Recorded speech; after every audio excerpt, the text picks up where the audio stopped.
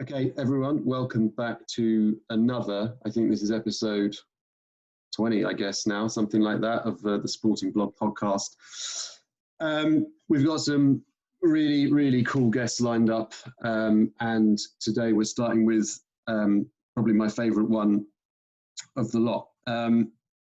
Today's cast is really going to be focusing on about the mental side of sport at the elite level and what it takes to not just to get there, but to stay there and to stay there for a long time. So I'm really pleased to be joined by Rob Fahey, current world champion of real tennis. And look, just for the listeners, we're not going to go too much into what real tennis is and all that shit today, because we've done a podcast on that. There's a million articles on that. We'll touch on some of the aspects of the game that make it a little different to others. But Rob, welcome. How's it going? It's going very well, thanks, Jabba. Lovely to be here.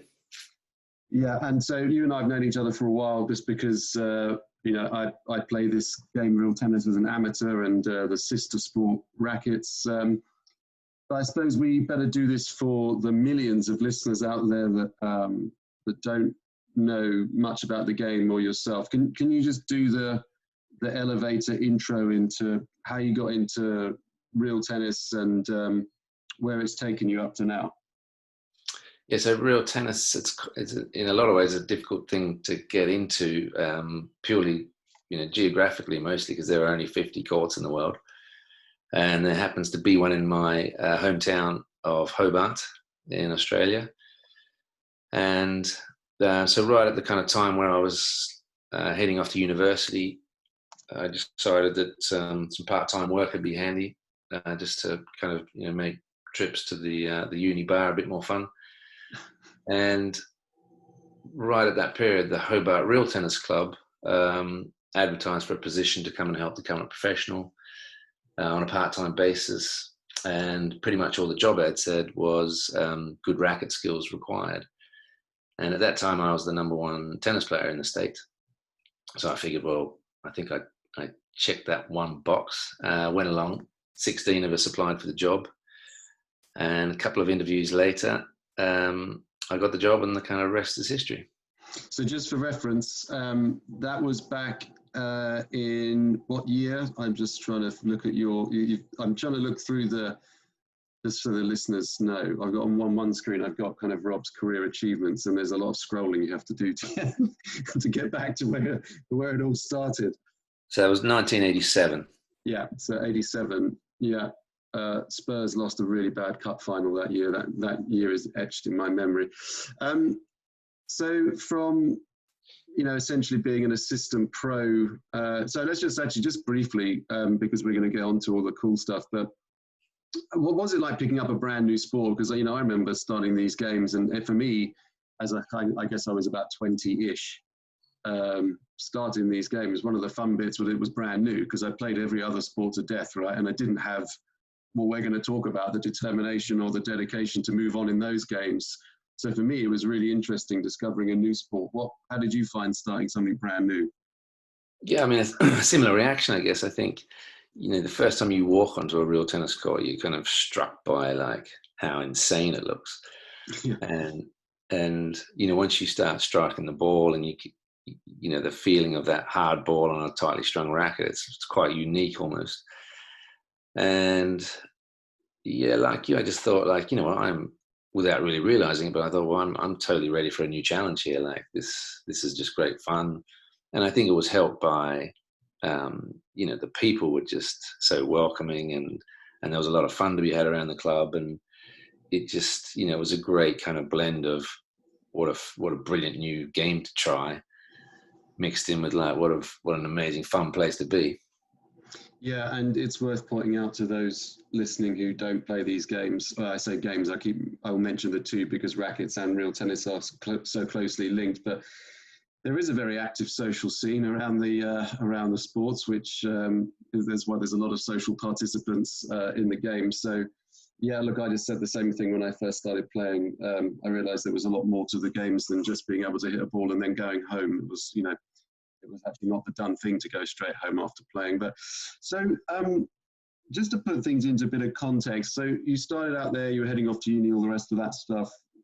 Did you how long did it maybe take you to think there might be a job, a career in this, or did that kind of happen eventually? Yeah, I mean, I think it was probably a little bit later. I guess I never really looked at the career side of it, but I was enjoying the sport side of it so much. And I was quite lucky in that the Hobart Club hosted the Australian Open after probably about 6 months after I started. And so, even though at the time I could hit a ball pretty well, but I had no idea what I was doing. So it was really good timing to see the best players in the world and to sit there and watch. And I just kind of thought, first of all, like, they're way better than I thought they were going to be. but that only kind of spurred me on to be like, well, I think I can do a lot of this stuff, and I could definitely see myself beating these guys. Question of when, and with any sport, that it's always harder than you think to get to where you want to be. Yeah, and you and I have actually spoken about this before, probably in a social occasion, about the extraordinary awareness of levels in sport. You can be a good county player of squash or tennis, and then there's this other level that you think, wow, these guys are so good. And of course, there's 15 more levels above that are just stratospherically good. So when you're starting out a game, and especially a game like real tennis, you don't realize until you see, and because the game isn't really televised or whatever, you don't really see the level until you're courtside and you see what people are capable of, especially when it comes to things like retrieving and target play and the kind of unerring accuracy. So we fast forward along just a little bit, looking at your first, like, if you like, major successes around the early 90s. So 93, you picked up a bunch of Opens, US Open, French Open, and the Australian Open, all in 1 year. At this stage, and this is where we'll get into the stuff. At this stage, what was your desire level for this sport? Because obviously you said when you first started playing, you've seen some of the good guys, realized how good they are. You probably got to put in a bit of work to get near that level. What was your like mental ceiling at this point? Was this like, I want to be world champion, I want to be best player, or was it just like, I'm enjoying the ride and it's good fun being on tour? I mean, there's a little combination of some of those things, but the overriding point was that I was doing everything that my life would allow to be the best. And so I was moving from country to country to find the courts where I'd have best access to the court, to somebody to practice with, and so it kind of sounds like a lot of sacrifices, but like it always kind of panned out that there was, good bit of fun to be had around that. Of course. But ultimately, it was get to somewhere where I could practice as much as I wanted with somebody that was worth practicing with, and just do more than anybody else was doing, pretty much. So when did you leave Hobart then for your first kind of, I'm moving to go and hit with better players? So I kind of, the club put together some money after probably 18, 20 months to send me over to some kind of junior tournaments in the UK. And so I came over and, I lost in those tournaments to, someone who was just genuinely better than me. But it was that kind of first visit here where I was like, okay, I'm pretty much going to head back home and figure out a way how to get back here. And so I guess my first kind of permanent move would have been, I don't remember these dates exactly, but I'm thinking it's late 89, early 90. Right. I mean, it's quite a big thing for anyone. I mean, not least the sheer amount of distance between Australia and the UK, let alone then beyond. When you first came to the UK, you must have been pretty dead set at that point that this was going to be the path to follow. Were there anyone else doing the same things you mentioned then, like doing more than anyone else? Was there anyone else doing similar stuff, or was kind of, London, UK, the epicenter and everyone was here? Well, I didn't move to London as it turned out, but yeah, there were a lot of people doing it because I think, some of the reason behind some of the early success was that the really top players were kind of getting towards the end, a little bit kind of Federer and Nadal now, where people think, maybe they've got, 2, 3, 4 good years left, but it was definitely that they were at that level. And so just by virtue of being a much younger, more aggressive kind of person and player, you were going to get them at some point just through nature. And so everybody around my vintage was working really hard towards, taking that next level over. And so there was a good group of us, and of course that only helps. The more of you in that group, the better you all get, and probably the quicker you all get better as well. Yeah, and it's interesting that because we can reel off a whole bunch of names, which some people will or won't be familiar with. But I remember when I first started watching you and others of your level playing, what I found interesting was that practice dynamic that I'd never really seen in lawn tennis before. Like a good level lawn tennis, yeah, you hit with other people because you have to, but there wasn't that kind of, it's not really camaraderie, but there wasn't really that training to figure things out.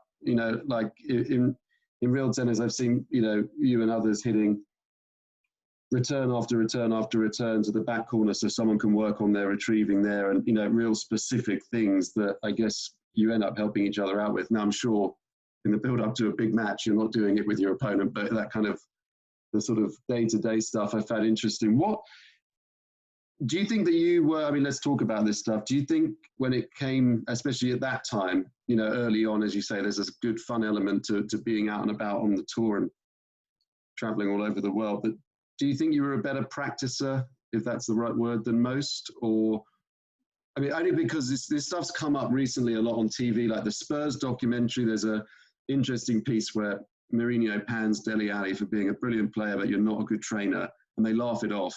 And now some months later, the guy's not getting a game, and I think he was trying to drop a point. But do you, were you a good trainer, a good practicer then, or when you were younger, or is that something that's kind of developed? I think where I was probably lucky was I was very good at analysing losses for someone who was probably young and didn't really understand the sport that well anyway. But I could really see where the holes were. And I guess just the way I am, personality-wise or whatever, I was very happy to spend 1,000 hours getting it right, Yeah. And so, yeah, my practice would have been very specific and very efficient, but it would have been based around a problem that I thought I had. And the frustrating thing, I guess, in those days was, you would, and probably true in any sport, let's be honest, but you would plug a hole and go back in at the competitive level with the hole plugged, only to find that there was another one right behind it that you'd never seen because you could never get there. And so, I had a good couple of years of that kind of situation of, well, I think I've cracked it. This next match is going to be the one. And of course, the ball that you were struggling with, you're getting back, and then you realize that, wow, they've got another one straight after that stitches me up. And so back to the drawing board again. And so there was a lot of years of that type of practice of going, okay, this is an issue, sort it out. And that's, some of them take a long time to patch up. Sure. And do you think a lot of that comes from your opponents finding a weakness or an issue, or is it just, learning the game? Well, again, there's a bit of both. The game's so hard. There are certain things that everybody struggles with. And until you get to a certain level, you don't realize it's an issue.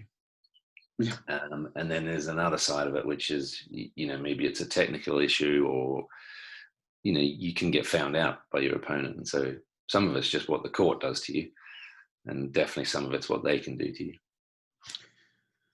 Yeah, I actually really geek out on this stuff all day, especially in a game like real tennis, where as a beginner anyway, when you start playing, there are certain things that you just think, my goodness, how can I ever conquer this? Like, that any beginner would struggle, to take a ball off the timbre, for example, and then one day you suddenly read it, like, and then you can take it, and and stuff like that. And yeah, there are many, many things in that mysterious game that I still struggle with, that I can't believe. But then again, that's because I don't work very hard at it. So if we just look at it, I've got it on the screen here, around that like early 90s, mid 90s period, there's a lot of tournament wins. You become world champion for the first time in 94, specifically around that, because if the listeners don't know, the world championship in real tennis, is on a challenge basis. I guess the closest thing we have to it in other sports maybe is boxing, where the incumbent world champion is there, and then others have to earn the right to challenge him or her over a fairly grueling period. Best of 13 sets, isn't it, Robin? World Championship. Yeah. Which, if any of you have played any sport for any length of time, knows a fucking long match. Specifically for your first World Championship, was the training there, the sort of determination element, was that different to just the lead up to these other tournaments? As I said, you won the French, US, and Australian Opens in '93. And then the Aussie Open again the following year, and then that's the World Championship year.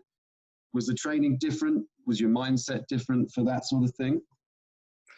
Well, I suppose the problem with your first one is such a different format, and you've basically got no way of knowing what it's like, and therefore kind of no way of really knowing how to prepare for it. And so I don't imagine it was that different. I was clearly kind of riding high in terms of form, and I'd had wins over the player that I was going to be playing. Who was that 94? Was that Wayne Davis? Wayne Davies was world champion, and so like I said, I had beaten him at that point, but just going into a 5-day best of 13 match, how can you possibly know what it's going to be like? And actually, as it turned out, he offered a home and away match, and so we had 2 best of 13 set matches, one in Australia and one in the US. He was New York, right? So we did Hobart and New York. Wow. And so I think the dynamic would have been quite different if it was just New York. But for whatever reason, he offered this home and away match, and so I bit his hand off and said yes. Went back to Hobart and raised the money that he wanted.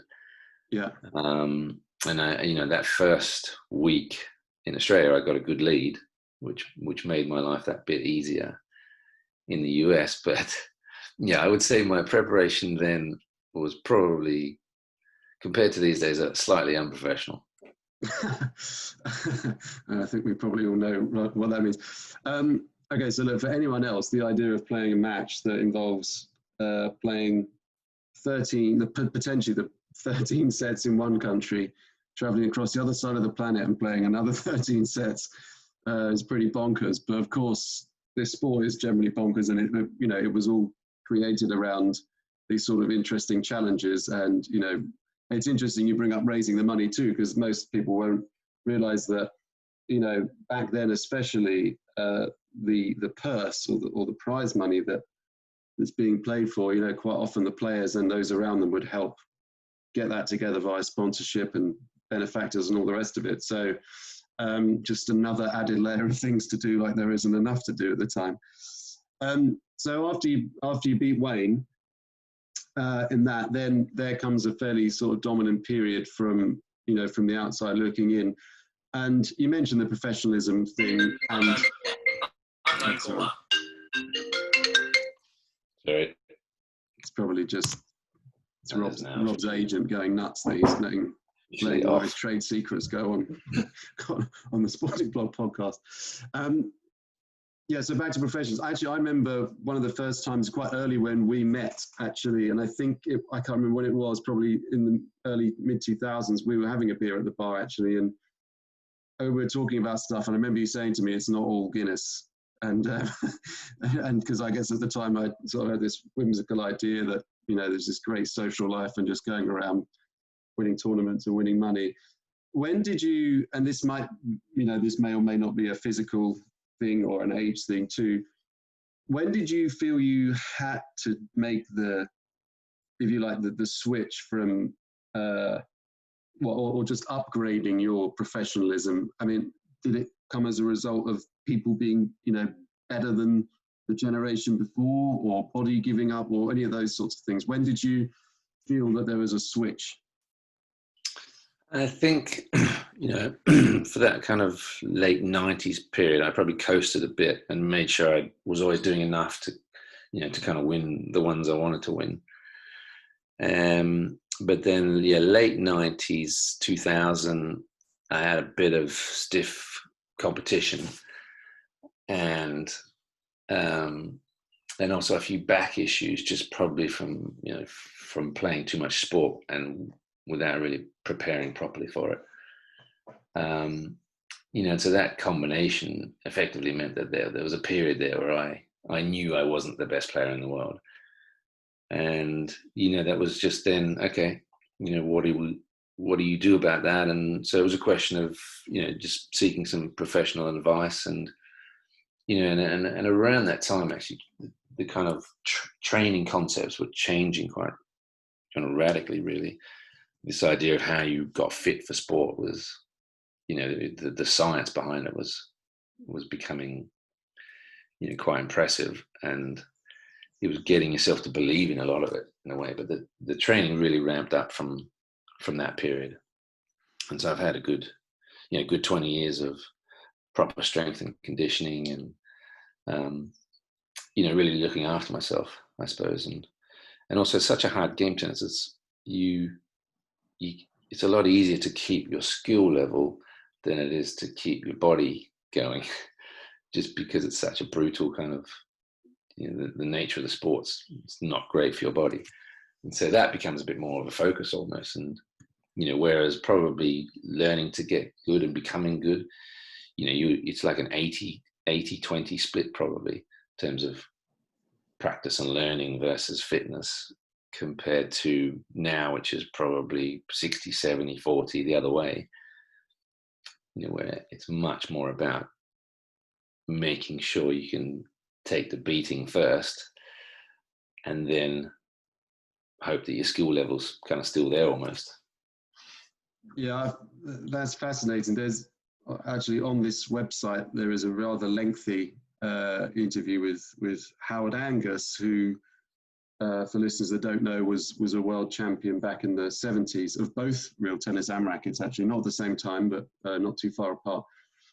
And his approach, I guess, was ahead of its time in terms of fitness and all of that. But there is a nice line in there which goes along the lines of something like, felt like every extra hour I put into practice in real tennis, because of the intensity of the game, meant I could last an extra few minutes in a match.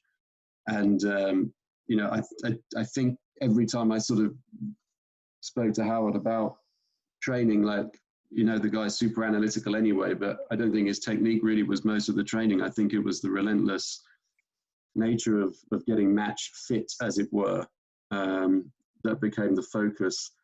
But on, you know, that switch to professionalism, and this is really the stuff that I'm interested in, how much of that was down to the determination not to lose your world title rather than, you know, to get better?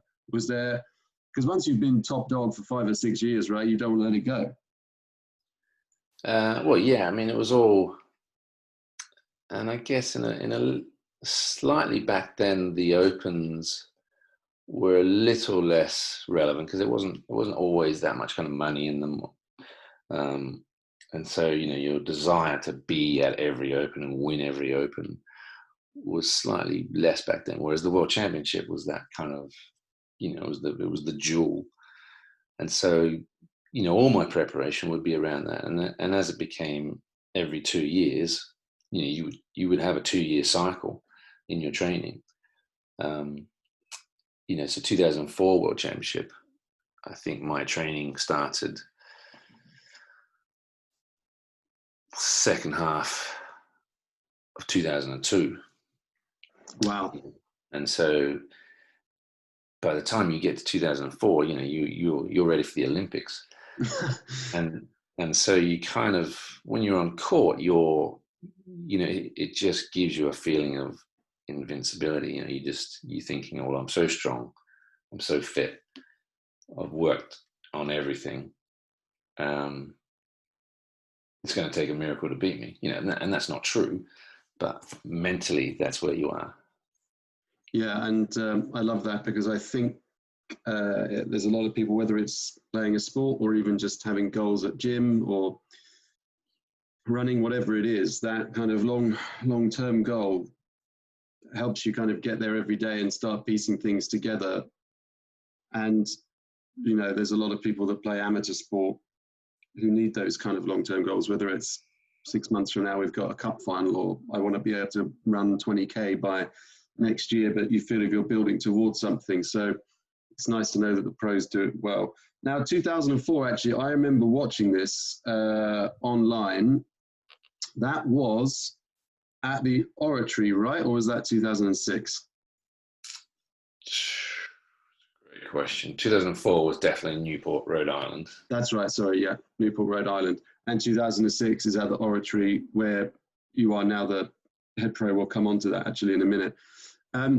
Just on that, so 2004 Newport, what was it like, just for those listening, like getting slightly off topic, but what was it like for you as someone from Hobart, getting to go to all these, fairly cool places, New York, not Chicago then, but Philadelphia, Rhode Island, Paris, London. I mean, it sounds terribly exciting. I mean, was it that in actuality, or by this point, 2004, is it all about the grind? Yeah, I mean, by 2004, I had been doing that, already 14 years. And so, I mean, it's still amazing that was your life. Yeah. But yeah, the fun of, being in Paris for the first few times, or, like you say, somewhere as amazing as the Racket Club in New York or Philly or even Boston, you just, those first few visits are like, wow, I'm in a completely different world here. Like, what's going on? Yeah, but I guess it's sad in a way, but you kind of become so used to it. When you go to a normal club, you kind of like, well, okay, it's still great because we're playing tennis here, but where's the 600 foot by 600 foot steam room? Yeah. The changing room is not very good. I know that one well. Yeah. Yeah, there's no question that I could not have imagined the life I ended up with. Back in the late 80s, it just I was tracking a normal young guy's life in Hobart, Tasmania, and they could have picked one of the other boys to do that job, and that would have been it. And just a little bit of fate there. I got a random part-time job and changed my life quite drastically. Yeah, and it's actually really awesome. But I think you're not terribly outgoing with your own abilities, and there must have been, the desire to once you got through that early period, but the desire then to be one of, if not the best, and then of course the dedication that you have to the dedication you need to remain on top. So one of the great things about your career, of course, not just been the sheer number of titles you've won and all the rest of it, but the longevity of it all. Apart from that one gap in 2016 of a year and a bit, or 2 years, sorry, you've been a world champion of this game, and currently are for a long fucking time, since 1994, and it's now 2020. Mind boggles, but there's a serious amount of dedication in there to the sport, because of course one could retire from match play and have a very nice life as a club pro or as a touring club pro, whatever. What is there something you could put your finger on as to why you stayed motivated and the determination's been there to stay as close to the top of this game as can be? Yeah, I think ultimately it comes down to the fact that, well, we're quite lucky in that we're not competing week in, week out. Because I could definitely see 26 years later that would be a bit tiresome. And so the game almost keeps you on competitive edge because you're going a couple of months at a time, some of the year, without competing, and so you do still love competing because you're not doing it day in, day out. And I think I was realistic in that. You think, well, I can't be up all the time, and so you pick and choose. And I think the other thing I probably did very well through my career was, if somebody was doing something better than me, I wasn't too proud to kind of go, actually, you're genuinely better at that than I am. I'm going to do it how you do it. And just even after being world champion for, I don't know, randomly call it, 15 years or whatever, I was happy to go back to the drawing board to sort something out based on the fact that I'd seen someone do it better. And so there's lots of little things that I've built into the way I look at it. But again, it was that 2-year kind of rolling goal for me always. It was like, you could basically, if you wanted to go and live on a beach for a year, you could, because you wanted to be back in peak condition for that second year. And I think that made it kind of easy. Right? You could get on with your life, whatever you decided to do, and then refocus. As long as you had your fitness levels, you could switch back on. 8-10 months out to get ready for another world championship battle. And there's lots of instances where I was losing, prior to that match, and then would come out and win that match. Yeah, and so let's just look at the most recent World Championship on that basis. So that was in 2018, where you were the challenger in a different position to the previous 12 or whatever times you'd defended your title. So you were challenging Cameron Vier from the States, who had beaten you in the last one. And now, had you played a lot of other tournaments that year, 2018, or did you consciously, decide not to play lots, bearing in mind you were building up for what was going to be a pretty tough, extremely tough challenge? I don't remember as part of that answer. Well, the World Championship would have been April, May. And so I think I probably went to Australia in January. And then from there on, I would have been busy with the elimination matches. Yeah. So I had an elimination match at Queen's, and then another one in Chicago. So that would have taken up most of that gap between January and the title match. Yeah. So for those listening who don't know, the elimination games are essentially the pathway to get to challenge the world champion. So there are plenty of other people that think they are good enough to beat the world champion, but they got to beat each other first, and eventually it comes down to one, and then that person gets to the privilege of playing the best of 13 matches. Now, I mean, the reason I bring this one up, and we're talking about determination, desire, and dedication. This was 2018. Your opponent's a good decade younger than you. We're at Queen's, the sort of UK and somewhat spiritual home of tennis. You've been made a life member there a few years before, so sort of playing on home court-ish, big support there for you. And I think you win the first set, and it was close. I think it was 6-5 or 6-4. And then I think you lose the next three. So you're starting day 2, 3-1 down. Is that right? Mm-hmm. Yeah, correct. Yeah. So he's 20 years younger than me, just to right, correct. 20. Well, yeah. So I think from the outside looking in, obviously Cam had picked up the World Championship the time before and was on a roll. And when he went 3-1 up, I think a few of us were thinking, wow, okay, this is a long way back. Yet I think probably the most extraordinary comeback, well, certainly in that game's history, if not many other sports history. We talk about desire, determination, dedication on you know, the end of that first day, I mean, of course, you always think you're in with a chance because you are who you are. But did you have any doubts at all, or were you, you know, just determined to get back out next time and try and get, you know, back level pegging?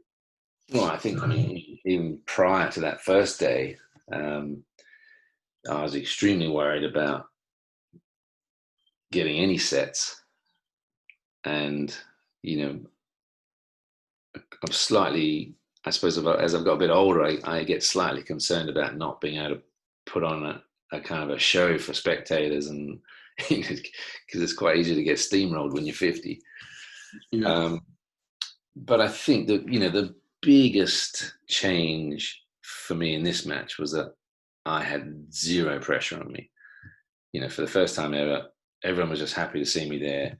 No expectation of me winning whatsoever. And not even from me was there that expectation. You know, I wanted to be as competitive as I could be, and kind of, you know, pretty much bow out with everyone going like, what a great performance, you know, well done. And so I think to win the first set was almost a shock. And because I'm not sure I'd even won the first set in any other match when I was supposed to win, let alone the one that I thought was an issue. And again, I think even though I went down 3-1, it was an interesting. I went up to have some food after that day, and just the buzz in the crowd was amazing. And people were saying like, you know, you've got this. You know, you were so close to 2-2, could have even been 3-1. And I kind of was thinking like, I don't know what match they were watching, but you know, did not feel like that to me. But it did give me a lift, you know, and I thought, well, maybe, you know, they were watching after all. So when I watched it back, you know, I was like, well, actually, I'm not actually doing that badly here. And so you watched those sets back that evening, did you? Probably the following day. And just, you know, and I had a practice that day as well, and I was like, well, you know, I'm just going to try this a bit, you know, go back to a few of the old school favorites. Mm-hmm. You know, and then it was just one of those weird days in sport where the crowd kind of got things going for me in a way. And I just kind of jumped on this crowd wave and rode it to the end of the day, really. It was a brilliant day. Best day of my career. Oh, that's cool. And I remember too, because I was in and out of the club that whole week actually, and we had the TV upstairs, and you know, sneaked into the gallery here or there, and yeah, it really was one of those things where it's like we on our WhatsApp group, like our Rackers WhatsApp group, someone has said he's not actually going to fucking do this. Is he? Like, it's like this will be like the mother of all piss ups. Of course, that's our priority all the time. It's like, how's the party going to be if this wins? So, just briefly, because you know everyone's always bangs on about this stuff, but you know, physically, after 4 sets of tennis, most people are going to be a bit sore the next day. The amount of punishment you put your body through. And actually, one thing I just wanted to mention, just on that, your body shape also changed quite a lot, right? So I remember there was a period where you got pretty big. I guess that would have been the sort of 2010, 2012, 14 stage, I don't know. And obviously carrying a lot more muscle, but that has its own perils when you're playing a game like tennis. You leaned down for this one quite a bit. Did that help in your recovery at all, or hinder? I think that kind of, I mean, it almost certainly does, yeah. But you know, it's the strength and conditioning stuff that really helps. You know, if you're incredibly strong, and I certainly obviously wasn't at my strongest in 2018 by any means. But when you've done what I've done for so long, you know, that strength stuff stays with you for quite a long time. And so, you know, I do that side of training very well. So I don't often pull up sore, if I'm honest. You know, I'd be a lot sorer from training than I would be these days from tennis. Whereas early in my career, you know, after tough tennis games, I'd be crippled. So it's nice to kind of turn that on its head. When you get your training right, your output in training is, you don't want that happening on a tennis court. You don't want to have the bucket next to the side of the court. No, right. Okay, so you picked unbelievable comeback in that match, ended up winning. So you are, as things stand, the current world champion. I guess there's going to be no challenge this year because of Corona that we know. To the best of your knowledge, does that mean that kicks into next year sometime, but no one really knows? It's scheduled for third week of May. Right. But that is the last opportunity to play that, because it still is in effect that the 2020 World Championship, and the problem we have is, of course, that there's a 2022 World Championship scheduled, and so at some point you've got to go, okay, we need to switch our focus here to 2022. So we've got fingers crossed that May will happen. But there's a lot of things. We want it to be a proper World Championship event. I don't think anybody, personally, I'd rather not have it than have like a streamed only kind of thing with no people. It's not what the World Championship is. Sometimes to protect something, you're better off to kind of shelve it and wait until you can do it properly, I think. But that isn't my decision, and so we'll see where it goes. But fingers crossed. We've got a brief winter, better than everyone expects.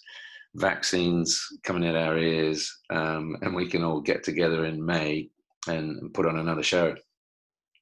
Yeah, I hope so too. And I do agree with you. I think sometimes it's better to put a line through something is not going to be right. And let's be honest, the sport also needs it. It needs, there's not millions of pounds of media income coming from the TV side of it. So you need the crowd, you need the bar spend and all of that other stuff to make these events happen. We'll start to wind things down so that you can get back on court. But just, where you are now, so you've recently taken up the position of head real tennis pro at the Oratory School. Your wife, Claire, has taken on the role of the head of racket sports. So since that time in Hobart in '94, you've picked up an MBE, you've picked up the Medal of the Order of Australia. Coolest for me, you've got your portrait in the long room at Lord's. I think that's the ace. And you've got your name on lots of boards at clubs around the world. I guess it's probably, you don't often just sit back and think about all that stuff. But, now you're settled, you've got a couple of young kids, you're living in the school environment, do you ever sit back and think, right, I'm sort of not done, but I'm sort of very happy where I'm at, I'm content? Or is there still something inside you that wants to play competitive games and remain at the top for as long as you can? Well, I think I made that decision quite a long time ago, to be honest. I love competing, but it's no longer all about winning. On some levels, I've not been a very competitive person. Like if I get on the golf course, I literally don't care who wins. If I play Monopoly, I don't care who wins. And so I'm very comfortable with not being the best player in the world. But that's not to say I wouldn't enjoy a nice tight quarterfinal match at the British Open on a random Tuesday evening, before gathering at the bar and having a beer with a few mates. So I think I'd like to think that I can stay fit enough to keep doing that for a few more years. But the real answer to that is I'm very happy where we are now, and the plan really was the World Championship was supposed to happen last April. And so then, that would have been out of the way. And it was the move here was kind of that next step. It's just kind of, the circumstances have meant that I've still got a World Championship in front of me. Even though I'm kind of in my current role. So it's just, this is an exciting opportunity. We've come to a club that has seen kind of better days in terms of numbers of people playing, and certainly, when you think about it, it wasn't 14 years ago, it was hosting world championships, and it was one of the busiest clubs in the country. So, we've got a great project here to kind of build it back up and get everybody excited about tennis and make sure the school's happy that they've got a tennis court, so I think I'm well placed to do a lot of that, and a bit of support from the locals coming back into play, and there's already some good early signs. So, the tennis is always going to be a part of my life because I just, I love it. But, this is definitely my new focus, I guess. Great, and I look forward to coming and having a hit on the court. It's actually probably almost the closest court to me now, I think. So once you're fully settled in and there's a few spare hours, I'll come and we can work on the many holes that are in my game. Rob, thanks a lot. Look, it's very kind of you to take time out of your day. We haven't seen each other for ages because of COVID and all the usual social stuff not happening, but maybe before the end of the year, we'll catch up for a beer or whatever. So it was great to see you, and thanks for making the time. Look forward to it, and you're very welcome. Take care. All right, mate. See you later.